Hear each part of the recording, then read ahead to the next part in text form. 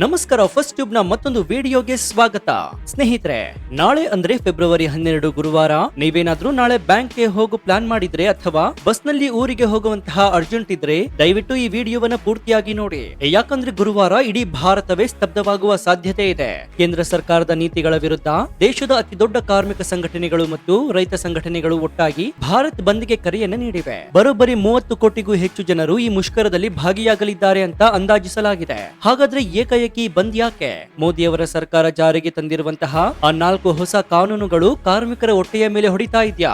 ಅಮೆರಿಕದ ಜೊತೆ ಮಾಡಿಕೊಂಡಿರುವಂತಹ ವ್ಯಾಪಾರ ಒಪ್ಪಂದ ರೈತರಿಗೆ ಹೇಗೆ ಮಾರಕವಾಗುತ್ತೆ? ನಾಳೆ ಶಾಲಾ ಕಾಲೇಜು ಇರುತ್ತಾ ಅಥವಾ ರಜೆ ಇರುತ್ತಾ? ಬಸ್ ಓಡಾಡುತ್ತಾ? ಬ್ಯಾಂಕ್ ತೆರೆಯುತ್ತಾ? ಈ ಬಂದಿನ ಬಿಸಿ ಯಾರಿಗೆ ತಟ್ಟುತ್ತೆ ಮತ್ತು ಯಾರಿಗೆ ತಟ್ಟೋದಿಲ್ಲ? ಈ ಎಲ್ಲಾ ಗೊಂದಲಗಳಿಗೆ ಇವತ್ತಿನ ಈ ವಿಡಿಯೋದಲ್ಲಿ ಉತ್ತರವನ್ನ ಕೊಡ್ತೀವಿ. ಸೊ ಇದು ಕೇವಲ ಬಂದ್ ಸುದ್ದಿಯಲ್ಲ, ಇದು ನಿಮ್ಮ ಭವಿಷ್ಯದ ಪ್ರಶ್ನೆ. ಸೊ ವಿಡಿಯೋವನ್ನ ಪೂರ್ತಿಯಾಗಿ ನೋಡಿ. ವಿಡಿಯೋವನ್ನ ಶುರು ಮಾಡೋದಕ್ಕೂ ಮುನ್ನ ಭಾರತ ಬಂದ್ ಆಗ್ಬೇಕಾ ಬೇಡವಾ, ನಿಮ್ಗೆ ಏನ್ ಅನ್ಸುತ್ತೆ ಅಂತ ಕಮೆಂಟ್ ಮಾಡಿ ಹಾಗೂ ವಿಡಿಯೋಗೆ ಲೈಕ್ ಕೊಡಿ. ಸ್ನೇಹಿತರೆ, ಮೊದಲಿಗೆ ಬಂದ್ ಯಾಕೆ ಅಂತ ಅರ್ಥ ಮಾಡ್ಕೊಳ್ಬೇಕಾಗುತ್ತೆ. ಸುಮ್ನೆ ಸಂಬಳ ಜಾಸ್ತಿ ಮಾಡಿ ಅಂತ ಕೇಳ್ತಾ ಇರೋ ಬಂದಲ್ಲ ಇದು ಅಸ್ತಿತ್ವದ ಪ್ರಶ್ನೆ. ಇದಕ್ಕೆ ಮುಖ್ಯ ಕಾರಣ ಕೇಂದ್ರ ಸರ್ಕಾರ ಜಾರಿಗೆ ತಂದಿರುವಂತಹ 4 ಹೊಸ ಕಾರ್ಮಿಕ ಸಂಹಿತೆಗಳು. 2025 ನವೆಂಬರ್ ನಲ್ಲಿ ಸರ್ಕಾರ ಹಳೆಯ 29 ಕಾರ್ಮಿಕ ಕಾನೂನುಗಳನ್ನ ರದ್ದು ಮಾಡಿ ಕೇವಲ 4 ಹೊಸ ಕಾನೂನುಗಳನ್ನ ಜಾರಿಗೆ ತಂದಿತ್ತು. ಸರ್ಕಾರ ಹೇಳೋ ಪ್ರಕಾರ ಇದು ಬಿಸ್ನೆಸ್ ಮಾಡಲು ಸುಲಭವಾಗಲಿ ಅಂತ. ಆದ್ರೆ ಕಾರ್ಮಿಕ ಸಂಘಟನೆಗಳು ಹೇಳ್ತಾ ಇರೋದೇ ಬೇರೆ. ಅವ್ರು ಹೇಳ್ತಾ ಇರೋದು ಏನಂದ್ರೆ, ಈ ಹೊಸ ರೂಲ್ಸ್ ಪ್ರಕಾರ ಕಂಪನಿ ಮಾಲೀಕನಿಗೆ ಹೈರ್ ಅಂಡ್ ಫೈರ್ ಪವರ್ ಸಿಗುತ್ತೆ. ಅಂದ್ರೆ ಮೊದಲೆಲ್ಲ ಒಬ್ಬ ಖಾಯಂ ಉದ್ಯೋಗಿಯನ್ನ ಕೆಲಸದಿಂದ ತೆಗಿಬೇಕಾದ್ರೆ 100 ಕಾನೂನುಗಳಿದ್ವು. ಆದ್ರೆ ಈಗ ಈ ಹೊಸ ರೂಲ್ಸ್ ಪ್ರಕಾರ ಕಂಪನಿಗಳು ಯಾವಾಗ ಬೇಕಾದ್ರೂ ಕೂಡ ಕೆಲಸಗಾರರನ್ನ ಮನೆಗೆ ಕಳಿಸಬಹುದು. ಇನ್ನೊಂದು ಭಯಾನಕ ವಿಚಾರ ಏನಂದ್ರೆ ಕೆಲಸದ ಅವಧಿ. ಕಾರ್ಮಿಕ ಸಂಘಟನೆಗಳ ಆರೋಪದ ಪ್ರಕಾರ ಹೊಸ ನಿಯಮಗಳು ದಿನಕ್ಕೆ 8 ಗಂಟೆಯ ಬದಲು 12 ಗಂಟೆ ಕೆಲಸ ಮಾಡುವುದಕ್ಕೆ ಅವಕಾಶವನ್ನ ನೀಡುತ್ತೆ. ಓವರ್ ಟೈಮ್ ಲೆಕ್ಕಾಚಾರದಲ್ಲೂ ಕೂಡ ಮೋಸ ಆಗುತ್ತೆ ಅನ್ನೋದು ಇವರ ವಾದ. ಇನ್ನು ನಾಳೆ ನಡೀತಾ ಇರುವಂತಹ ಈ ಬಂದ್ ನಲ್ಲಿ ಭಾಗವಹಿಸ್ತಾ ಇರೋರು ಸಿಐಟಿಯು, ಎಐಟಿಯುಸಿ, ಎನ್ಐಟಿಯುಸಿ ಇಂತಹ ದೊಡ್ಡ ಸಂಘಟನೆಗಳು. ಅವರ ಡಿಮ್ಯಾಂಡ್ ಒಂದೇ, ಈ ಕಾರ್ಪೊರೇಟ್ ಪರವಾಗಿರುವಂತಹ ಮತ್ತು ಕಾರ್ಮಿಕ ವಿರೋಧಿಯಾಗಿರುವಂತಹ 4 ಲೇಬರ್ ಕೋಡ್ ಗಳನ್ನ ವಾಪಸ್ ಪಡಿಬೇಕು ಅನ್ನೋದು. ನೀವು ಪ್ರೈವೇಟ್ ಕಂಪನಿಯಲ್ಲಿ ಕೆಲಸ ಮಾಡ್ತಿದ್ರು, ನಾಳೆ ಇದು ನಿಮಗೆ ಎಫೆಕ್ಟ್ ಆಗುತ್ತೆ. ಯಾಕಂದ್ರೆ ಐಟಿ ಕಂಪನಿಗಳಿರಲಿ ಅಥವಾ ಗಾರ್ಮೆಂಟ್ಸ್ ಇರಲಿ, ಈ ಕಾನೂನು ಎಲ್ಲರಿಗೂ ಕೂಡ ಒಂದೇ. ಈಗ ರೈತರ ಕಡೆಗೆ ಬರುವುದಾದ್ರೆ ಸಂಯುಕ್ತ ಕಿಸಾನ್ ಮೋರ್ಚಾ ಕೂಡ ಈ ಬಂದ್ಗೆ ಸಂಪೂರ್ಣ ಬೆಂಬಲವನ್ನ ನೀಡಿದೆ. ರೈತರು ಯಾಕೆ ಬಂದ್ ಮಾಡ್ತಾ ಇದ್ದಾರೆ? ಅದಕ್ಕೆ ಕಾರಣ ಭಾರತ ಮತ್ತು ಅಮೆರಿಕ ನಡುವಿನ ವ್ಯಾಪಾರ ಒಪ್ಪಂದ. ಸ್ನೇಹಿತರೆ, ಕೇಂದ್ರ ಸರ್ಕಾರ ಅಮೆರಿಕದ ಜೊತೆ ಒಂದು ಇಂಟರಿಮ್ ಟ್ರೇಡ್ ಡೀಲ್ ಅನ್ನ ಮಾಡ್ಕೊಳ್ತಾ ಇದೆ. ಇದರ ಪ್ರಕಾರ ಅಮೆರಿಕದ ಕೃಷಿ ಉತ್ಪನ್ನಗಳು ಅಂದ್ರೆ ಅಲ್ಲಿನ ಸೇಬು, ಅಲ್ಲಿನ ಸೋಯಾಬೀನ್, ಅಲ್ಲಿನ ಹಾಲು ಮತ್ತು ಡೈರಿ ಉತ್ಪನ್ನಗಳು ಯಾವುದೇ ತೆರಿಗೆ ಇಲ್ಲದೆ ಅಥವಾ ಕಡಿಮೆ ತೆರಿಗೆಯಲ್ಲಿ ಭಾರತದ ಮಾರುಕಟ್ಟೆಗೆ ನುಗ್ಗುತ್ತಿವೆ. ಒಮ್ಮೆ ಯೋಚನೆ ಮಾಡಿ ನೋಡಿ, ಅಮೆರಿಕದ ರೈತರಿಗೆ ಅಲ್ಲಿನ ಸರ್ಕಾರ ಲಕ್ಷಾಂತರ ರೂಪಾಯಿ ಸಬ್ಸಿಡಿಯನ್ನ ಕೊಡುತ್ತೆ. ಹಾಗಾಗಿ ಅವರ ಬೆಲೆಗಳ ಬೆಲೆ ಕಮ್ಮಿ ಇರುತ್ತೆ. ಆ ಕಮ್ಮಿ ಬೆಲೆಯ ವಿದೇಶಿ ಬೆಲೆ ಭಾರತ ಮಾರ್ಕೆಟ್ಗೆ ಬಂದ್ರೆ ನಮ್ಮ ಮಂಡ್ಯದ ರೈತರು ಬೆಳೆದಂತಹ ಕಬ್ಬಿಗೆ, ಕೋಲಾರದ ರೈತರ ಬೆಳೆದಂತಹ ಟೊಮೊಟೊಗೆ ಅಥವಾ ನಮ್ಮ ಶಿವಮೊಗ್ಗ ರೈತರು ಬೆಳೆದಂತಹ ಅಡಿಕೆಗೆ ಬೆಳೆ ಸಿಗುತ್ತಾ? ಸಂಯುಕ್ತ ಕಿಸಾನ್ ಮೋರ್ಚಾ ಹೇಳ್ತಾ ಇರೋದು ಇದನ್ನೇ. ಇದು ಭಾರತದ ಕೃಷಿ ವಲಯವನ್ನ ಅಮೆರಿಕದ ಕಂಪನಿಗಳಿಗೆ ಮಾರಾಟ ಮಾಡಿದ ಹಾಗೆ. ಈ ಒಪ್ಪಂದವನ್ನ ರದ್ದು ಮಾಡಬೇಕು ಮತ್ತು ಎಂಎಸ್ಪಿ ಗ್ಯಾರಂಟಿ ಬೇಕು ಅನ್ನೋದು ಅವರ ಆಗ್ರಹ.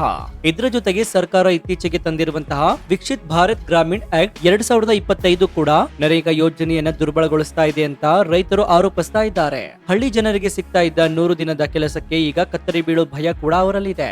ಈಗ ಅತಿ ಮುಖ್ಯವಾದ ವಿಚಾರಕ್ಕೆ ಬರೋದಾದ್ರೆ, ನಾಳೆ ನಮ್ಮ ಕರ್ನಾಟಕದಲ್ಲಿ ಈ ಬಂದ್ ಎಫೆಕ್ಟ್ ಹೇಗಿರುತ್ತೆ? ಕರ್ನಾಟಕದಲ್ಲಿ ಈ ಬಂದ್ಗೆ ಭಾರಿ ಬೆಂಬಲ ವ್ಯಕ್ತವಾಗಿದೆ. ಕೆಎಸ್ಆರ್ಟಿಸಿ ಮತ್ತು ಬಿಎಂಟಿಸಿ ನೌಕರರ ಸಂಘಟನೆಗಳು ಕೂಡ ಈ ಮುಷ್ಕರಕ್ಕೆ ನೈತಿಕ ಬೆಂಬಲವನ್ನ ನೀಡಿವೆ. ಹಾಗಾದ್ರೆ ನಾಳೆ ಬಸ್ಗಳ ಓಡಾಟದಲ್ಲಿ ವ್ಯತ್ಯಯವಾಗೋದು ಗ್ಯಾರಂಟಿನಾ? ಕೇರಳದಲ್ಲಂತೂ ಸಂಪೂರ್ಣ ಬಸ್ ಬಂದ್ ಆಗೋ ಸಾಧ್ಯತೆ ಇದೆ. ನಮ್ಮಲ್ಲೂ ಕೂಡ ಬೆಳಗ್ಗೆ ಬಸ್ ಸಿಗೋದು ಡೌಟ್. ಏನು ಬ್ಯಾಂಕ್ ಸೇವೆ, ನೀವು ಬ್ಯಾಂಕ್ಗೆ ಹೋಗೋ ಕೆಲಸ ಇದ್ರೆ ನಾಳೆಗೆ ಇಟ್ಕೊಳ್ಬೇಡಿ.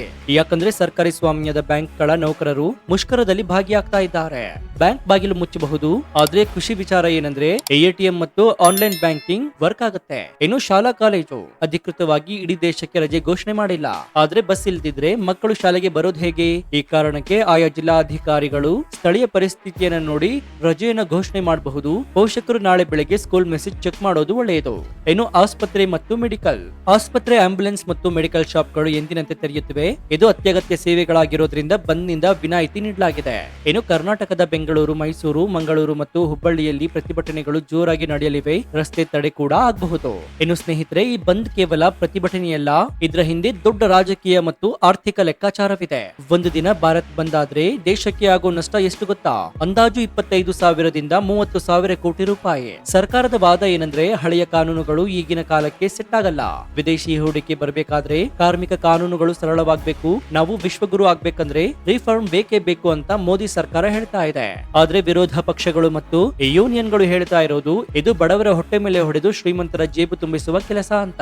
ಇನ್ನು ವಿಶೇಷವಾಗಿ 2026ರ ಈ ಸಮಯದಲ್ಲಿ ಇನ್ನೇನು ಕೆಲವು ರಾಜ್ಯಗಳಲ್ಲಿ ಎಲೆಕ್ಷನ್ ಹತ್ರ ಬರ್ತಾ ಇದೆ. ಈ ಟೈಮ್ ನಲ್ಲಿ ಇಷ್ಟು ದೊಡ್ಡ ಬಂದ್ ನಡೀತಾ ಇರೋದು ಸರ್ಕಾರಕ್ಕೆ ಒಂದು ಎಚ್ಚರಿಕೆ ಗಂಟೆಯಾಗಿದೆ. ಇನ್ನು ನಾಳೆ ಬಂದ್ ಇದೆ ಅಂತ ಗೊತ್ತಾಯ್ತು, ಕಾರಣಗಳು ಕೂಡ ಗೊತ್ತಾಯ್ತು. ಆದ್ರೆ ಒಬ್ಬ ಸಾಮಾನ್ಯ ಪ್ರಜೆಯಾಗಿ ನಾಳೆ ನೀವು ತೊಂದರೆಗೆ ಸಿಕ್ಕಾಕೊಳ್ಬಾರ್ದು ಅಂತಂದ್ರೆ ಏನ್ ಮಾಡ್ಬೇಕು?